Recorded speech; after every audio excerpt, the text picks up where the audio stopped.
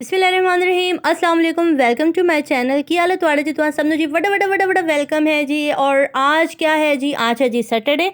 और सैटरडे के दिन है जी सुबह सुबह अर्ली मॉर्निंग, यानी कि अभी 10 बज रहे हैं। और मेरी बेटी और मेरे हस्बैंड आज दोनों ही ऑफ होती है, दोनों घर पर होते हैं। बाकी जो दो बच्चे हैं वो मेरे गए हुए हैं जी स्कूल। और सबको नाश्ता दे दिया था, हस्बैंड को भी नाश्ता दे दिया था। मैंने सुबह सुबह एक कप चाय पी रही थी इनके साथ, क्योंकि ये जो है ना बच्चे के साथ ही नाश्ता करते हैं। सुबह 7:30 बजे मेरे हस्बैंड को नाश्ता चाहिए होता है। कराची में हुई थी जी कल बारिश, और बारिश के बाद मौसम जो है वो इतना खूबसूरत था, इतना अच्छा लग रहा था ना, हरा भरा सा। अच्छा, जो तूफ़ान तूफ़ान कह रहा था वो तो नहीं आया, मगर मौसम बड़ा अच्छा था। तो मैं अपनी बेटी को लेकर जा रही हूँ जी बेकर्स। यहाँ पर एक नई बेकरी खुली है, अबाब जी बेकर्स, और बहुत ब्रांड है, अच्छा नाम है इसका। उसकी न्यू ब्रांच खुली है हमारे शाह फैसल में।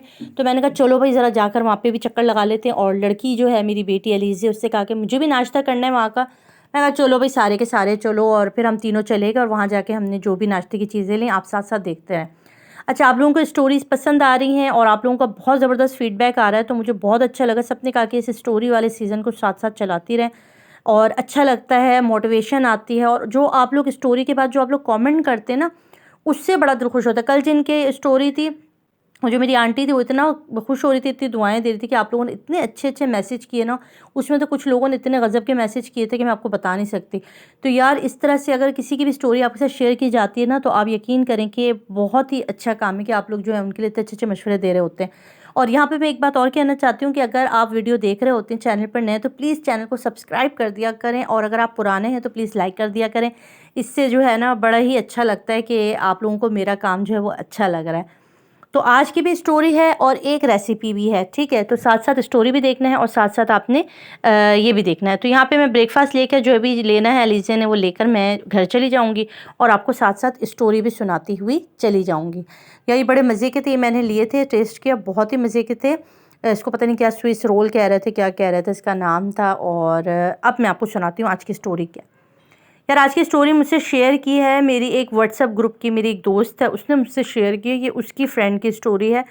तो उन्होंने मुझे स्टोरी शेयर की और कहा कि ये स्टोरी मैं आप लोगों को ज़रूर सुनाऊं, क्योंकि इससे बहुत सारी लड़कियों का फ़ायदा हो सकता है, जो कि इस तरह की हरकतें करती हैं, इस तरह की बेवकूफ़ियाँ करती हैं, और उसके बाद तो अपनी पूरी ज़िंदगी बर्बाद कर लेती हैं। तो आज की स्टोरी आपने ज़रूर सुननी है, और अब उसी तरह जैसे आप हमेशा फ़ीडबैक देते हैं, तो ज़रूर आपने अपना फ़ीडबैक दे देना है। तो मैं आपके साथ शेयर करने लगी हूँ स्टोरी। स्टोरी कुछ ऐसी है यार, कि मेरा नाम सादिया है और मैं कराची में रहती हूँ। और मेरा अपना एक फ़ेसबुक पर जो है वो पेज है, जहाँ पर मैं ऑनलाइन जो है वो काम करती हूँ।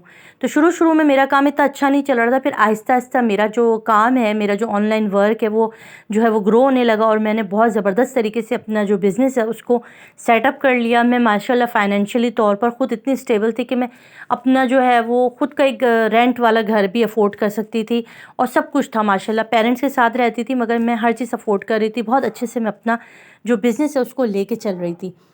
यहाँ पर एक दिन ऐसा हुआ कि मेरी जो है फ़ेसबुक पर ही मेरे एक फ्रेंड बन गए। पहले तो उन्होंने काम के हवाले से ही बात की। वो रहते थे सऊदी अरब में, तो उनके साथ पहले मेरे काम के हवाले से बात हुई। फिर आहिस्ता-आहिस्ता उन्होंने, और मैंने अपनी फ़ैमिली की जो भी हमारी है उसको डिस्कस करना शुरू कर दिया। उनकी जो है वो शादी हुई हुई थी, और वो पहले से मैरिड थे, और उनके बच्चे भी थे। तो उन्होंने यही उनकी वाइफ़ जो है, और बच्चे और वाइफ़ जो पाकिस्तान में रहते थे, और ख़ुद वो जो है वो सऊदी अरब में वर्क करते थे। तो उनका कहना ये था कि मेरी जो शादी है ना वो वट्टे-सट्टे की हुई हुई, यानी कि वो अपनी बीवी से ना तो प्यार करते थे, और ना ही उनको अपनी बीवी इतनी कोई ख़ास पसंद थी।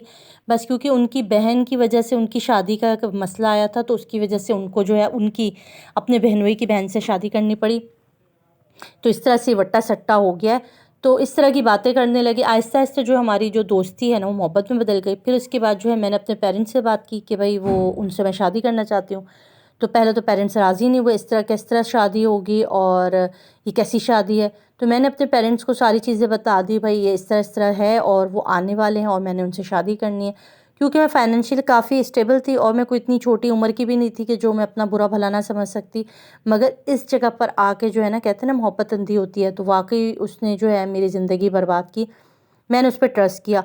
उसने कहा कि मैं शादी के बाद अपनी वाइफ़ से और अपने पेरेंट्स से बात करूँगा। तो मैंने कहा भई तो शादी पर यहाँ पे मेरे घर में जो आएगा कौन, और ये सब कुछ।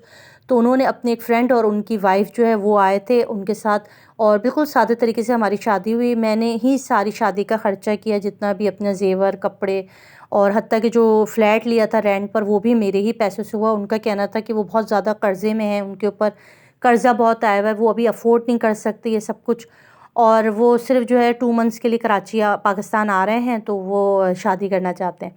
अच्छा, बस इस तरह ही हुआ कि इन द शॉर्ट कर रही हूँ कि उनकी शादी हो गई, और वो जो है कह रही 1 महीना हमने बहुत हँसी-खुशी गुज़ारा, बहुत ही अच्छे से गुज़ारा।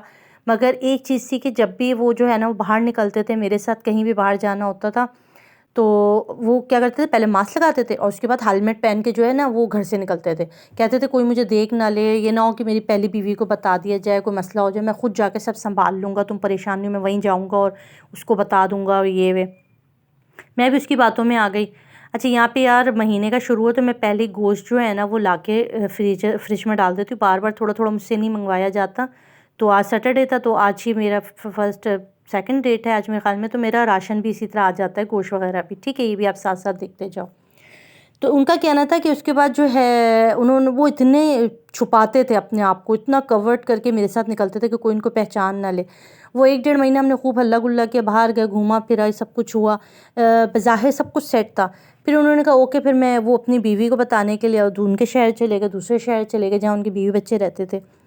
फिर उनके जाने के तकरीबन उसके बाद ही नेक्स्ट डे मैंने उनको फ़ोन किया, तो उनसे कोई राब्ता नहीं हो रहा। मेरी जो बहनें थी, मैंने उनसे कहा कि भई हफ़्ता हो गया, मेरा वो बंदा जो है फ़ोन नहीं उठा रहा।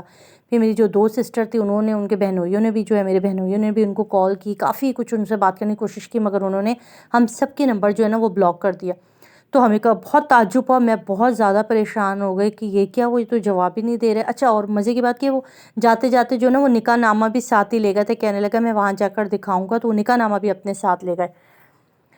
फिर क्या हुआ जी, फिर एक दिन उनकी ना कॉल आई, ये उनके जाने की कोई 10-15 दिन की बात है।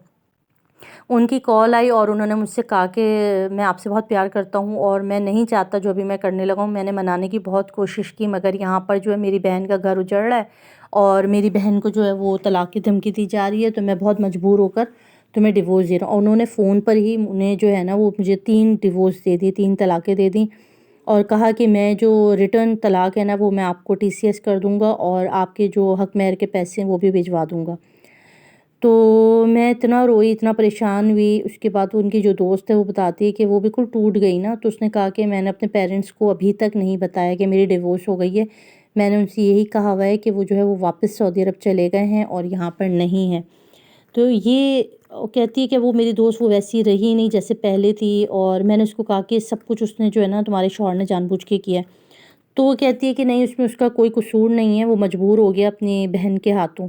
तो यहाँ आपका ओपिनियन जानना ज़रूरी है, मैं क्या ओपिनियन रखती हूँ, मैं इस रेसिपी को दिखा दूँ। मैं आज बना रही हूँ चिकन स्ट्रिप, तो इसमें मैंने क्या डाला यार, जिंजर गार्लिक का पेस्ट, सोया, सिरका, काली मिर्च, रेड चिली पाउडर और सॉल्ट, और ये सब डाल के इसको मैरिनेट कर देते हैं। बहुत मज़े की चिकन बनती है, ये आपने ज़रूर ट्राई करनी है। इसके बाद हमने जो है ना इसको फ्रिज में रख देना होता है, 1 से 2 घंटे तक ये मैरिनेट होती है ना। फिर उसके बाद इसको हमने किस चीज़ में कोट करना है, हमने इसको आटे में और कॉर्नफ्लोर और थोड़ा-सा नमक, थोड़ा-सा ब्लैक पेपर, थोड़ा-सा चिली पाउडर डाल के इसकी कोटिंग बनानी है। उसके साथ चिली कॉर्नफ्लेक्स, वो जो होते हैं फ्लेक्स नहीं होते, कॉर्नफ्लेक्स जो होते हैं, वो उसकी कोटिंग करनी है अंडे के साथ डिप करके, वो भी आप आगे देखते जाएँगे। तो ये मैं भी फ्रिज में रख रही हूँ, उसके बाद मैं इसको फ्राई कर दूँगी। तो यार इस तरह के भी लोग होते हैं, इस तरह उसकी ज़िंदगी बर्बाद की उस आदमी ने, और ये कहती है कि नहीं वो उसका कसूर नहीं है, कसूर सारा मेरा अपना है। मैंने जानते-बूझते एक शादीशुदा आदमी पे ट्रस्ट किया, उसकी बातों में आ गई और अपने पेरेंट्स की बात नहीं मानी, उसकी बात सुनती रही, मैं उसके ऊपर जो है वो भरोसा करती रही। तो कसूर सारा मेरा है, मैं किसी को भी ब्लेम नहीं देती, ना मैं उसको बद्दुआ देती हूँ, ना मैं उसको कसूरवार समझती हूँ, वो बिल्कुल भी कसूरवार नहीं है। उसने तो अपनी सारी चीज़ें मुझे बताई थी, उसने तो एक-एक चीज़ मुझे बताई थी, उसने कुछ नहीं छुपाया। सारा कसूर तो मेरा है, मैंने क्यों नहीं सोचा कि हो सकता है कि वो बाद में जो है वो मुझे तलाक दे दे, अपनी बहन का घर बर्बाद तो कोई भी नहीं होने देगा। अगर इसको होता तो पहले उनसे परमिशन लेता, फिर मुझसे शादी करता।